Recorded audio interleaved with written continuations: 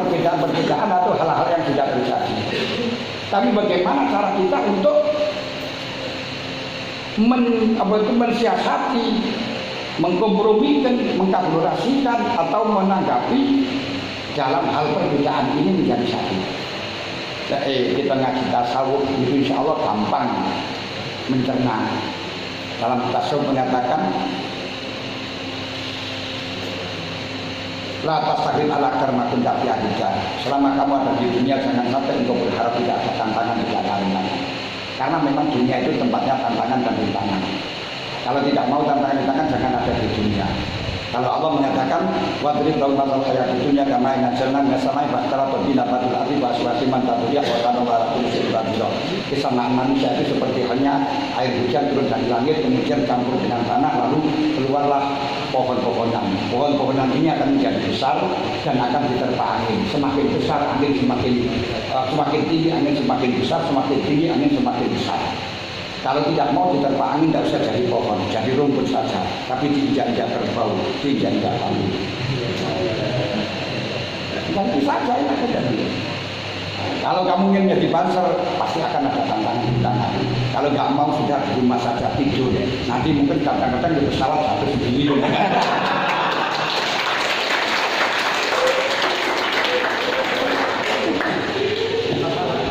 Katanya Rasul Allah walaupun tapi beruji musayyadah. Nanti mati itu akan selalu bertemu dengan kau walaupun kau di mana saja. Makanya di sini kamu jangan sampai menghilangkan angin. Bagaimana angin dihilangkan? Kalau angin dihilangkan kau tidak hidup karena syaratnya hidup itu ada angin. Untuk oksigen kalau tidak ada angin, oksigen yang mahal sekali. Angin akan selalu ada. Jangan bermimpi angin hilang. Karena kalau angin hilang, kamu juga hilang. Pohon-pohon juga hilang. Karena misalnya hidup dengan udara dan dengan angin. Tapi yang kau pikirkan bagaimana kita diterpa angin bagaimanapun bisa menjadi kuat. Tidak goyah. Karena kalau kita diterpa angin menjadi goyah, bingung, maka orang akan lari dari kita karena takut kerusuhan. Tapi kalau untuk diterpa angin tetap menjadi kokoh, kuat, maka akan menjadi tempat berteduh seseorang. Ketika hujan orang akan berteduh di bawahmu, ketika waktu panas akan berteduh di bawahmu, karena kau kuat. Tapi kalau hanya ketua Ansor saja ditawarin jabatan sudah goyah, hingga pulang. Ada, insya Allah seperti ini. Sudah, kalau kamu mau milih ini, saya sangoni ini, goyah, kamu bisa jadi pengurus. Sudahlah, jadi warga saja. Jadi kalau pengurus, itu anginnya besar-besarnya itu beda-beda. Kalau kamar ini antara tingkat cabang dengan wilayah beda. Anginnya besar mana itu? Lu angin apa? Sudah tidak usah dibahas sendiri. Tidak kuat enggak? Ini, apalagi kalau angin puting beliung, waduh. Kalau kamu nggak mau servis, kalau kamu nggak mau cari informasi, ini yang terjadi di tubuh atas kita. Kalau kamu ini, saya masukkan, kalau nggak mau harus lempar. Yang sulit yang semacam ini angin puting beliung.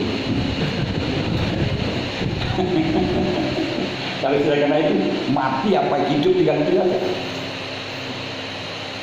Nah, ini bagaimana biar kita diterpa angin kuat?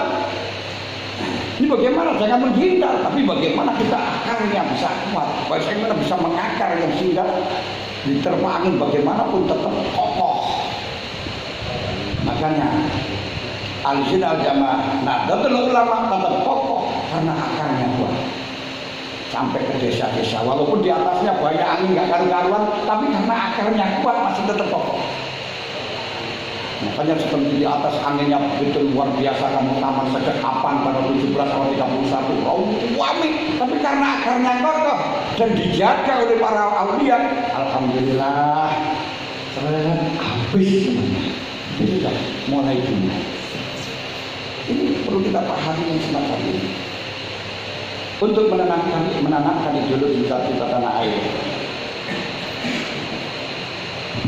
ini masih belum cara menanamkan ideologi cinta tanah air. Saya kembalikan, saya tanyakan saja kepada teman-teman, karena waktunya kalau melihat dari jadwal sampai jam 10. Nah ini kalau saya sampaikan materi ini, itu nanti sampai jam 10 belum selesai dan tidak ada dialog. Nah kalau kita akhiri, sampai bisa membaca itu. Nah ini sudah dibaca itu saja. Insya Allah ini gampang, nggak usah nerjemah apa. Ini untuk konsep Bhinneka Tunggal Ika yang membuat masa tadi itu saya kasih 3 pel. Biar untuk yang pakai yang mana sinau, kalau yang sampaikan hanya saya satu ini saja. Karena pel dalam masalah swaja itu saya terlalu banyak ulang. Nah berarti karena waktu tinggal 15 menit, 20 menit sampai jam 10 ini 20 menit, agar supaya ada dialog, saya berikan saja kepada moderator.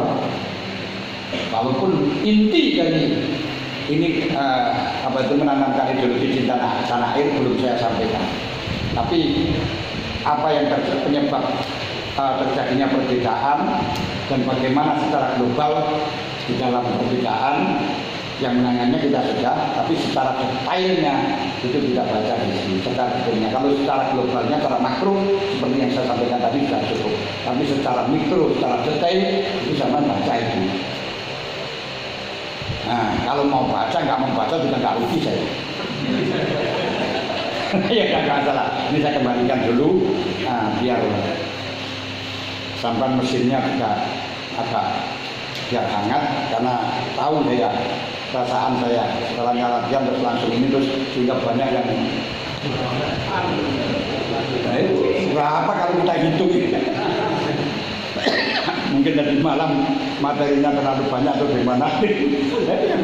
Boleh itu tidak ada yang dengarkan game yang nggak dengar itu gue kata.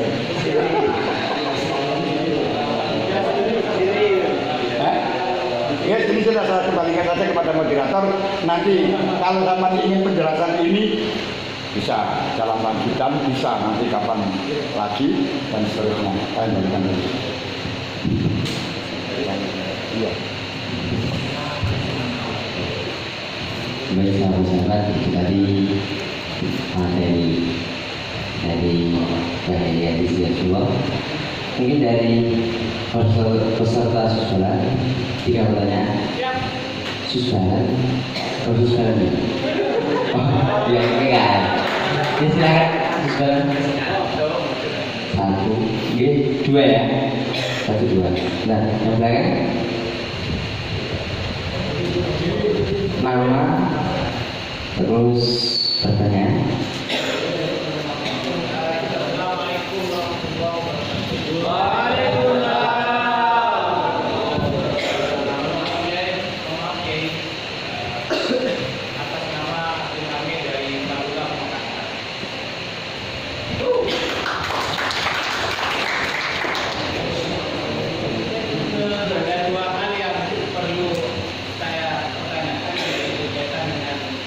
Ideologi dan perbedaan yang harus disinkronkan dengan keberadaan seperti ini. Kami dilatih, dididik serta tegas dalam menghadapi segala hal, karena bangsa tidak boleh lemah. Menghadapi beberapa perbedaan yang kemudian itu harus kita lawan, ya. Dan tidak ada kata jadi negosiasi, maka kami harus melawan. Itu pertama. Kemudian yang kedua, berkaitan dengan ideologi. Kita seringkali kuping kita merasa sakit, ya. Ketika kaum kita sama-sama Islam menghujat kita pada bangsa ini hari ini dilemahkan. Salah satunya adalah ketika kami harus menjaga gereja. Ada sedikit pernyataan itu bahwa menghormati tidak harus mengerjakan. Hal ini yang perlu kami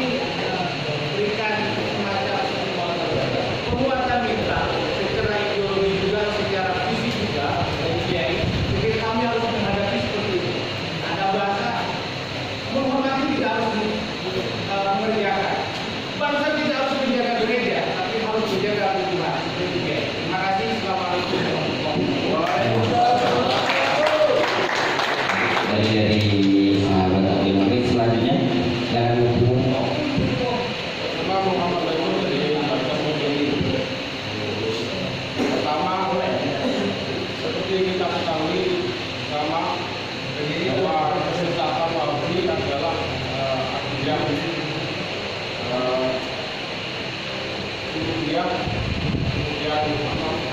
asma wa sifat itu, tetapi kita seringkali tidak bisa menjelaskan tentang kesesatan akidah yang terjadi itu ya, di dalam itu jelaskan kepada orang lain.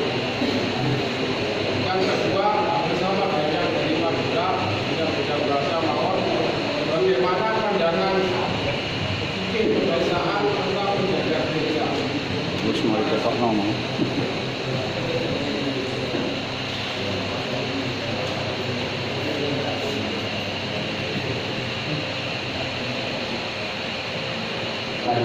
yang ini PKN. Oke. Sudah habis ya saudara? Sudah habis. Nah, PKN silakan. Berapa? Satu orang? Satu ya pertanyaannya? Satu aja. Perwakilan ya.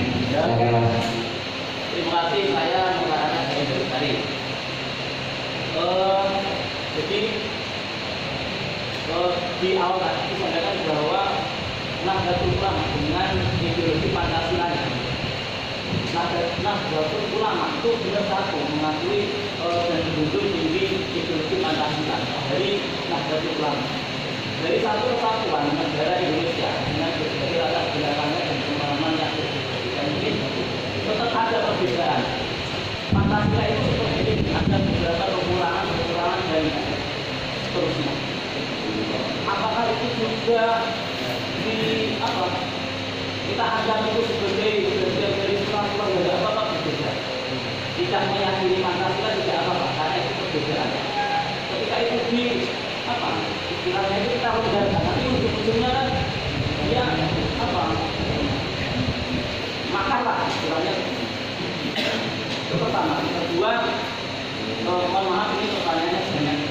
Yang kedua, memahami perbedaan dari lingkup keluarga internal. Misal di sini kita jadi Banser, Ansor ini tidak ada berkeluarga, memiliki anak. Pak, uang itu orang Abrahafi, orang kafir Islam, orang kafir enak sing taat, enak sing nakal, tapi anak sing nakal. Anak kan ada yang seperti otomatis kita sebagai bapak kan tidak mungkin tidak mau kalau anaknya nakal, maunya itu anaknya yang baik. Tapi anaknya berpendapat seperti ini, Pak, itu anaknya yang nakal, tapi dia anak yang nakal. Itu bagaimana cara memanfaatkan perbedaan masyarakat itu semua itu. Terus kemudian yang ketiga untuk internal organisasi kantor. Tapi Bapak Yai mengatakan perbedaan pendapat boleh, tapi kalau pendapatan ini yang susah jawabannya. Sedangkan kenyataannya kita masuk dalam organisasi Ansor ini misalnya dengan tujuan yang bermacam-macam. Salah satunya mungkin kita tidak menafikan tujuannya pendapatan. Bagaimana itu menyelaraskan bahwa anggota Ansor itu harus benar-benar berkhidmat murni itu hanya untuk Ansor dengan Nahdlatul Ulama, tidak ada nilai lain, nilai pendapatan. Sedangkan itu kalau kita terus berkhidmat di Ansor dan tidak ada pendapatan, bagaimana? Mungkin itu pertanyaan dari saya. Terima kasih, mohon maaf sebelumnya apabila Assalamualaikum warahmatullahi wabarakatuh. Saudara satu dari PKN dari Bandung jadi Banyak pertanyaan tapi ada yang sama. Pertama, katanya Banser itu harus tegas. Tapi di dalam masalah perbedaan tadi kan perbedaan harus kita toleransi, harus kita biarkan, kita hargai. Jadi mana kekerasannya? Intinya seperti itu kata kesimpulannya. Muhammad Rasul wa asyidda wa al-kufar sama baina. Nabi Muhammad itu akan, kalau kita kembalikan rahmatan lil alamin, ya sanada ila rahmatan lil alamin. Tapi beliau sangat tegas dan keras dalam waktu peperangan. Dalam waktu peperangan. Asyidda wa al-kufar dalam waktu perang. Ruhama bainahum, dan sangat sayang terhadap orang-orang Islam di dalam waktu perang. Kalau tidak dalam waktu perang tidak ada, karena Allah mengatakan la yanhakumullahu 'anil ladzina lam yuqatilukum fid din wa lam yukhrijukum min diyarikum an tabarruhum wa tuqsitu ilaihi. Innama yanhakumul ladzina yuqatilunakum yuqatilukum fihi wa akhrajukum min diyarikum an tawadduhum. Al-ayah. Jadi kalau di dalam selain perang, Rasulullah sangat sayang kepada orang yang tidak merangi, sangat menghargai. Bahkan khotimnya saja seorang Yahudi. Nah, terus konteksnya perang bagaimana? Kita tidak boleh mengaliri perang. La tuqatilum hatta yuqatilukum fi, jangan sampai engkau merangi sebelum dia. La tuqatiluhum hatta yuqatiluhum fil masjidil haram hatta yuqatilukum fi, fa in qatalukum fi faqtuluhum. Kalau kamu diperangi, kamu jangan lemah. Kalau kamu diganggu, jangan lemah. Semacam ini, jangan lemah, harus kita kuat. Jangan sampai kita dalam masalah agama, misalnya mereka berpendapat kita mengikuti mereka, kita tetap seperti ini. Kalau mereka berpendapat semacam itu tidak masalah. Tapi kalau kita yang mereka nolak kepada kita harus lawan, jangan lemah. Di adab tempatnya bagaimana kita harus tegas, bagaimana kita harus toleransi. Nah, ini sama dengan yang ditanyakan yang selanjutnya, yaitu di dalam masalah asas tunggal.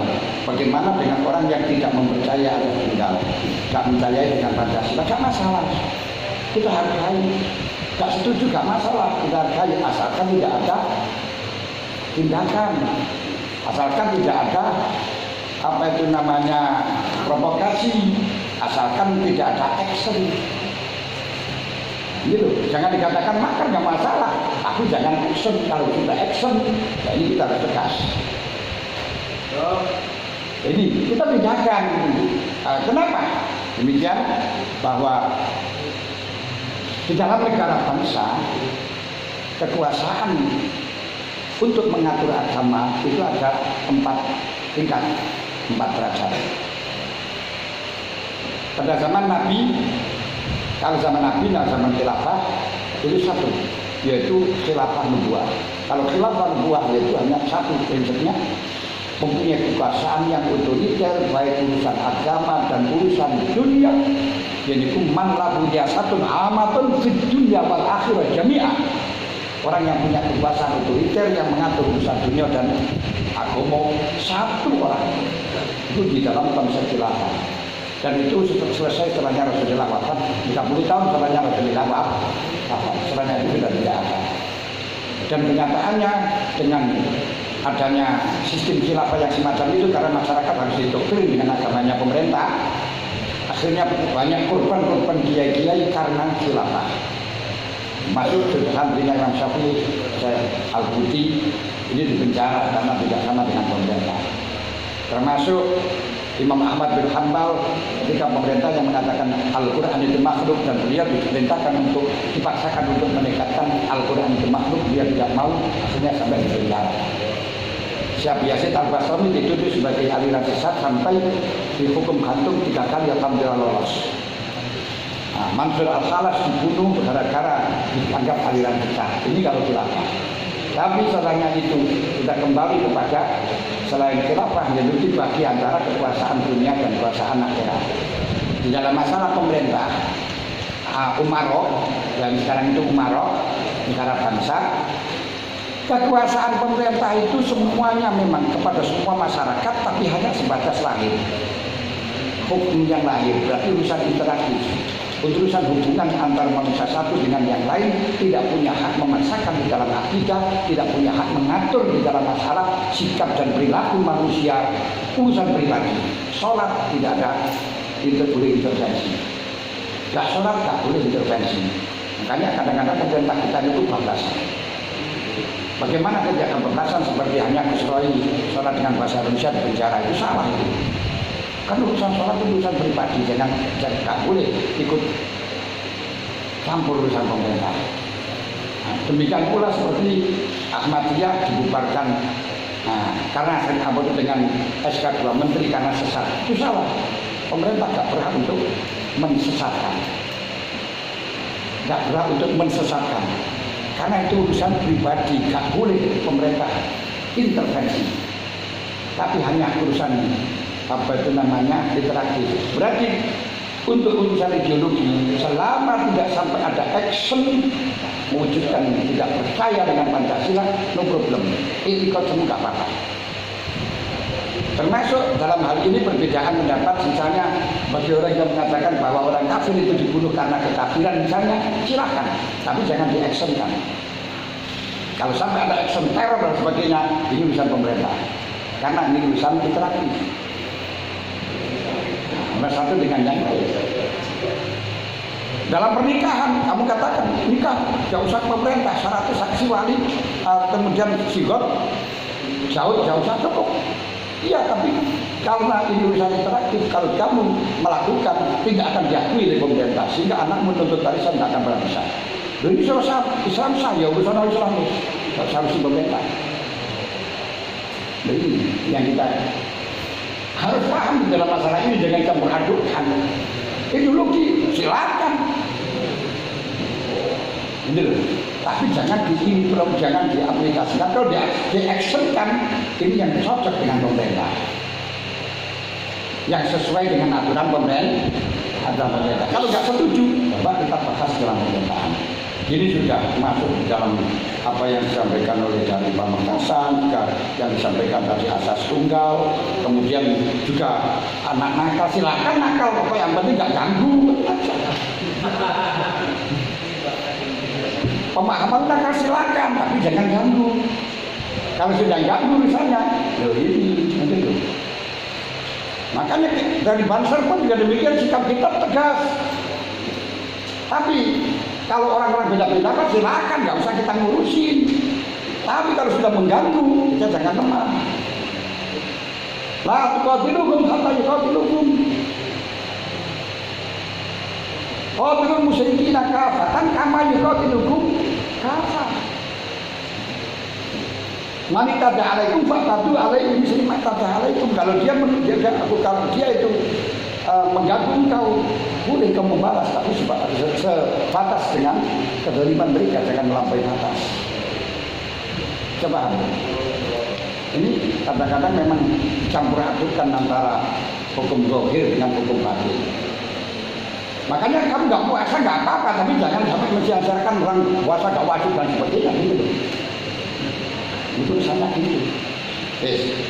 Dalam masalah menjaga gereja, ini pertanyaan ada dua dari Pamekasan, juga masalah menjaga gereja, terus dari Kediri juga menjaga gereja.